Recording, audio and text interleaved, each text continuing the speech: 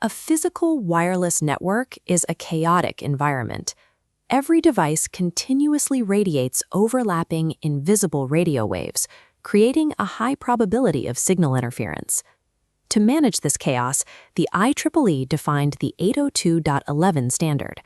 This specification exclusively governs the two lowest levels of network communication, the physical layer and the data link layer. Standard wired Ethernet operates on a protocol called CSMA-CD. That stands for Carrier Sense Multiple Access with Collision Detection.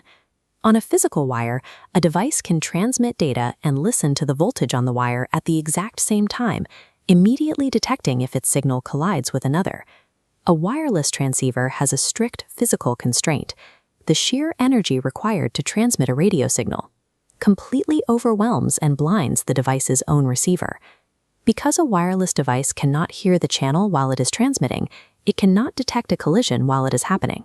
The network must proactively avoid collisions before they occur.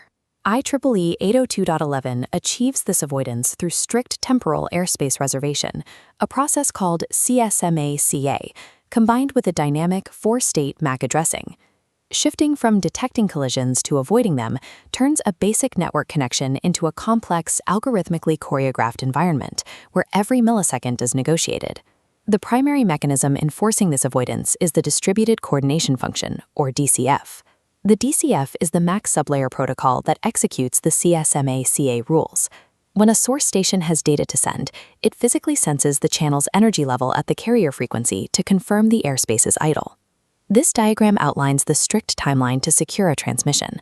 Notice before source A does anything, it waits a mandatory time called Distributed Interframe Space, or DIFS.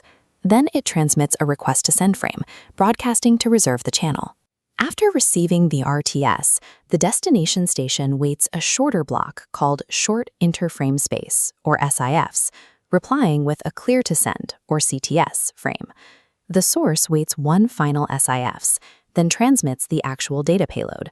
Finally, the destination station waits a SIFS period and sends an acknowledgement frame to confirm receipt. This acknowledgement is a mandatory step in the protocol. Because the sender cannot physically detect collisions, it has no other means to verify the data survived the journey without that return signal. Surviving the journey is not guaranteed. The physical wireless environment is incredibly noisy, meaning frames are frequently corrupted in transit. To counter this, the protocol recommends fragmentation. A corrupt frame must be retransmitted entirely. Mathematically, dividing a large frame into smaller pieces and resending a single small corrupted fragment requires far less bandwidth than retransmitting one massive frame. The distributed coordination function acts as a rigid temporal firewall. The exact intervals of DIFS and CIFS provide the specific safety margins, keeping the data link intact across an invisible medium. Timing solves only half the problem. When transitioning from time to physical space, the network must manage devices that are on the same channel but cannot physically hear each other. This graphic illustrates the spatial relationships in a wireless network. Here we see two outlying stations, B and C, trying to communicate with a central station, A. This creates the hidden station problem. If station C is too far away to physically hear station B's transmission, it might assume the channel is clear, transmit its own data, and blindly destroy B's data at the receiver. The 802.11 standard counters the hidden station problem using virtual carrier sensing through a mechanism called the Network Allocation Vector, or NAV. When a station sends an RTS or CTS frame, it includes a specific duration field. This tells the entire network exactly how much time it needs to occupy the channel.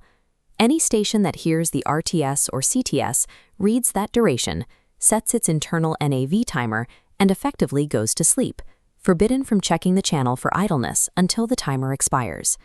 This highly conservative system creates a secondary engineering trade-off known as the exposed station problem. In this scenario, Station C has data for Station D.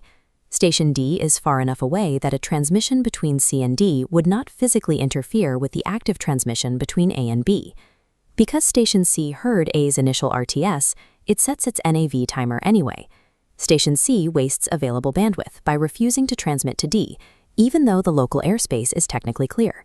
The 802.11 protocol intentionally embraces the inefficiency of the exposed station to ensure absolute stability against the devastating collisions caused by hidden stations.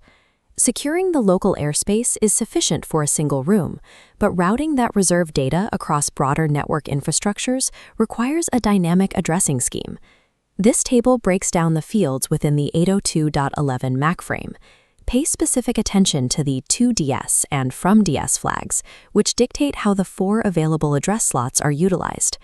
Standard Ethernet uses only 2 addresses, a source and a destination. This fails when a wireless frame must bridge across access points, which serve as base stations, and wired distribution systems, which form the backbone network connecting those access points. The entire routing logic of a wireless frame hinges on the binary states of those to_DS and from_DS flags. This diagram displays different service sets. In case 00, where both flags are set to 0, the frame is moving directly from one station to another within an ad hoc network. Because there is no distribution system involved, the frame only needs 2 pieces of information. Address 1 holds the direct destination, and address 2 holds the direct source. Infrastructure cases occur when the flags read 01 or 10. This indicates the frame is moving either from an access point or to an access point. In infrastructure mode, the MAC frame requires address 3. This third slot holds the final destination, or the original sender, located somewhere out on the wired distribution system. Finally, case 11 occurs when both flags are set to 1. This represents a wireless distribution system, where the access points communicate with each other over the airwaves. Case 11 requires all 4 addresses simultaneously.